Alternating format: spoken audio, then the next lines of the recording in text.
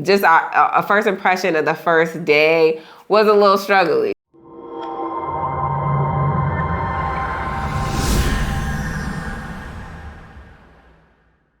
Shalom YouTube family, welcome back to the channel. If you're new here, welcome to the family. In today's video, we'll be giving you guys our first impressions of Kigali, Rwanda. Also on this channel, we'll be traveling throughout the continent to show you the real Africa. If you like this type of content, don't forget to like, share, subscribe, and hit the notification bell. Let's get into it. First, we're gonna talk about just landing in Kigali. Yes. So just upon descent, looking out of the window, it was amazing being like up in the mountains, but being in the clouds, but you're up in the air, but you're close to the ground. It was just, I've never seen anything like it. There were so many houses and stuff in the mountains. It really was beautiful. And then when we landed and got to the airport, just when they opened the doors and we walked out of the plane, the air was super fresh. It smelled amazing. I know we said this in the Kenya video too, because it smelled really good in Kenya too. But the air was just so fresh. It's like different. It's really noticeable, especially at the airport, because sometimes when you get out of the plane, you can immediately smell like gas and stuff from the planes, but it just smelled really, really fresh. Yeah.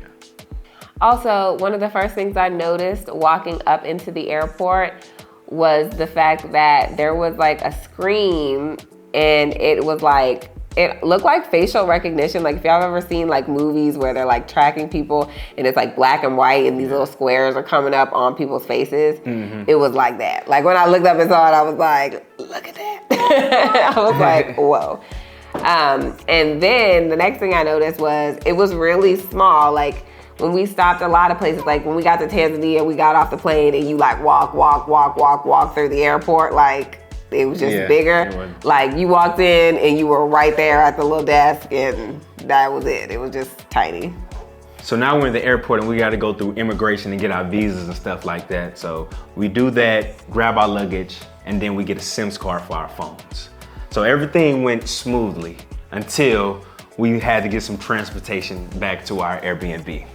Now, a lady originally came up to us and was like, oh, do you need, a taxi to go home? We was like, nah, we're gonna get an Uber.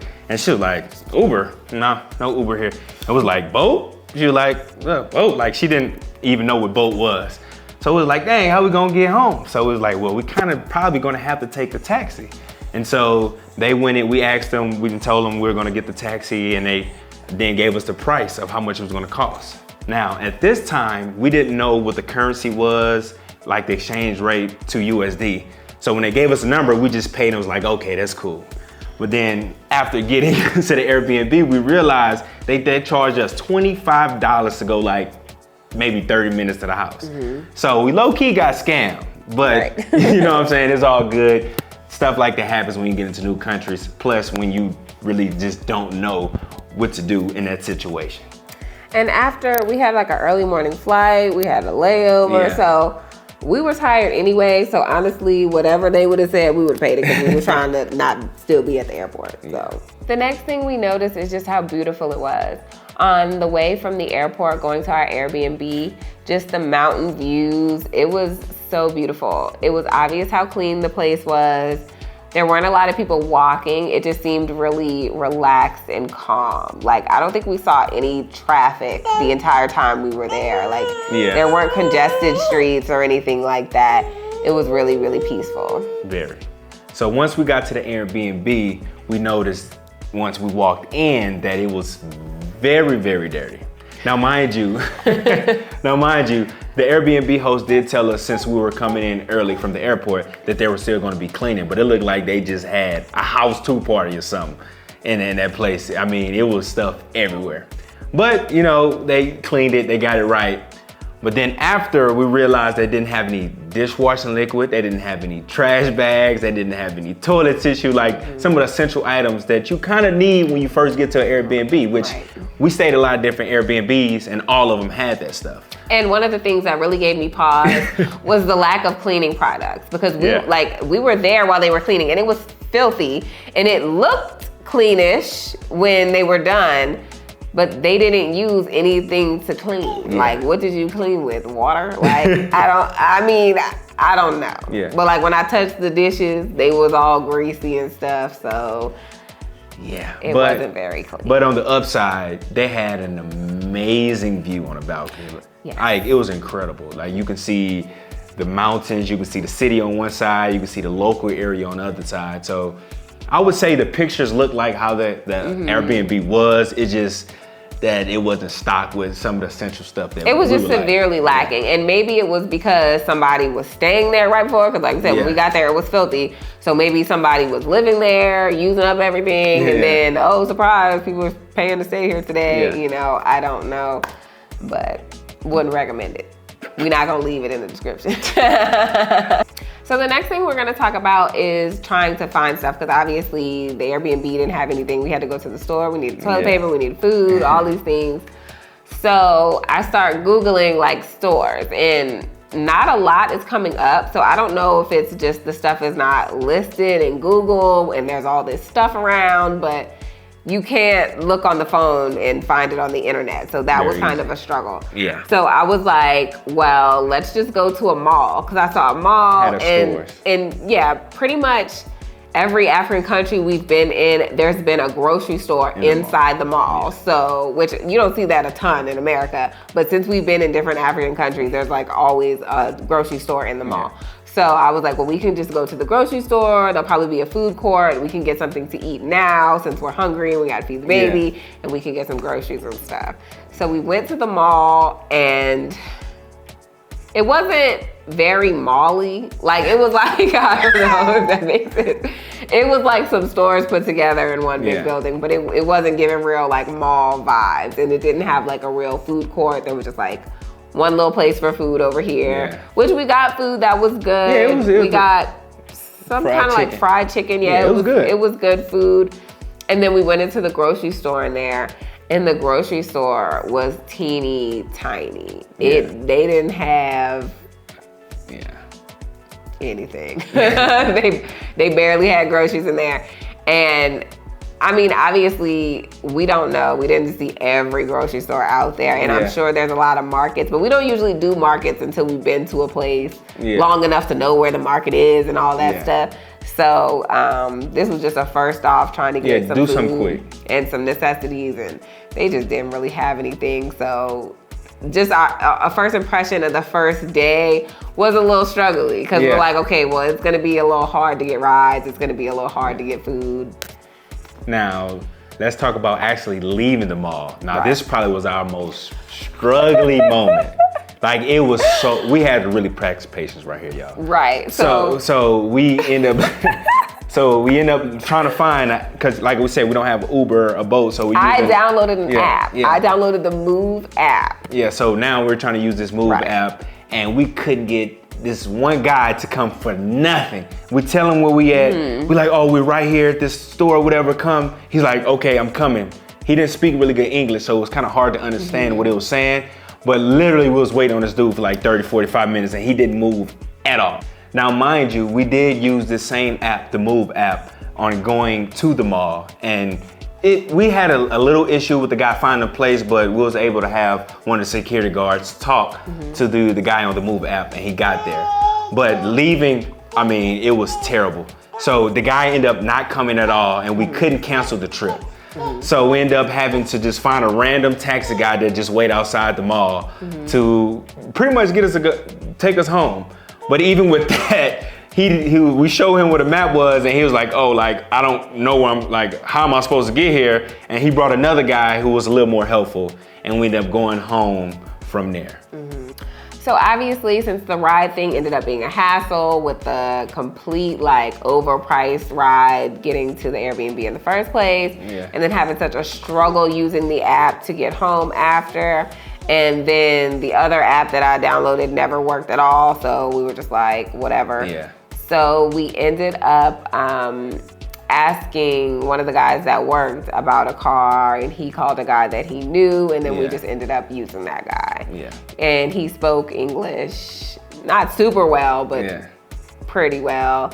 And he actually knew his way around, and he drove us places.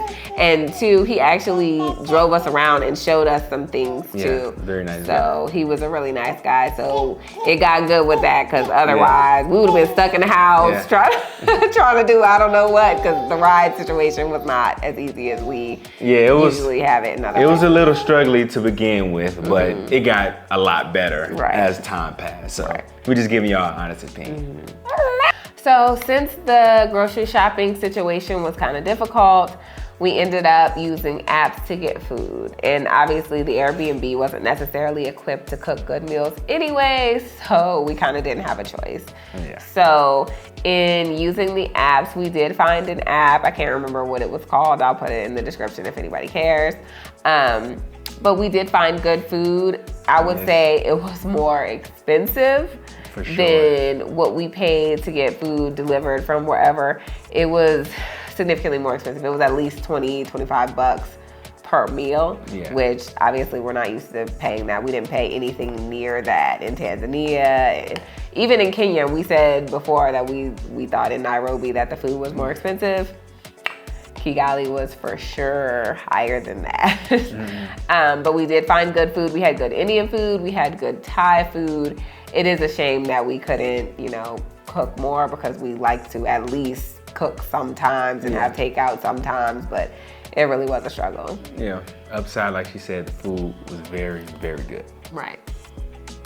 So now this is where things really start to get good at Rwanda, and while we see why people love to visit there, make it their home and things like that. We end up going to a place called Fazenda. Now this place had everything as far as entertainment wise. Right. I mean, we did, and we have a video, we'll link that at the top, showing what we did at that place. But we did zip lining, archery, horseback riding, but they had so many more things that you could do. You can literally be there for 2 days. Right. And when I say we enjoyed ourselves, guys, I mean, we really enjoyed ourselves. They had like a bungee thing, like on the bungee on the trampoline thing. They had like 4-wheelers. They just had a lot of stuff, and then they had like free stuff too. Like they had like a big chessboard, checkerboard on the ground. They had a bounce house for the kids. They had multiple like big trampolines, like stuff that's free. Because when you go to the desk, like obviously you pay. I think we got a package to do all the stuff that we did, but you can get the things individually, or you can get packages or whatever. But if you just wanted to go there and walk around and see stuff, get some food, and play some of the free games, like you could do that too. Because we actually went a day when they were closed, and the guy was like, "Oh no, come in, just walk around, just come see, come do." So Now I see, because at first I was like, why would we just come just come in and just walk around? Right. But after being there, we see why. Right. The views at that place, y'all. We was already on top of a mountain, so you was able just to see the whole entire city. It was breathtaking just to see everything, especially after riding on the horses and just going through the woods and seeing it. It was incredible, guys. Yeah, riding the horses, the guy was like, the guy that was with me, he wasn't really leading my horse. And this one point, he started leading it, and then he stopped it. And when I tell you, he had this horse standing right at the edge of a cliff while I was on it. And he was like, "Oh yeah, take a picture, take a picture." I was like, okay. Like I'm like fumbling with my phone, because I'm like, first of all, I don't want to fall off this cliff. I don't want this horse to get nervous and fall off this cliff. I don't want to drop my phone down there. Like, it was beautiful though. But I was like, bruh, can we be like a couple of inches over here? So overall, I would say that I like Kigali. We like Kigali. For sure. It's a beautiful place. I think that we would have to find a better place to stay, but that's on us. We picked what we picked. The food was good. The food that we had while we were there was good. The people were very nice. It was clean. The air was fresh. So overall, I'd give Kigali a go. It was good. I would definitely go back and visit again. Yeah, for sure. And all the struggles that we experienced, though, if you're a person that don't really care about those conveniences and want the real African experience, being in rural areas, I think Rwanda is the perfect place for that, because you get everything, the beautiful nature, the beautiful people, the beautiful food and culture. So it's just the little things like that. With time, we would have figured that stuff out, but we just didn't stay long enough to figure it out. But like she said, we love Kigali and we love the people and we love you for watching this long. So thank you so much for that, family. We love you so much. And if you enjoyed this content, please be sure to like, share, and subscribe and hit that notification bell down below. And as always, family, shalom. Shalom.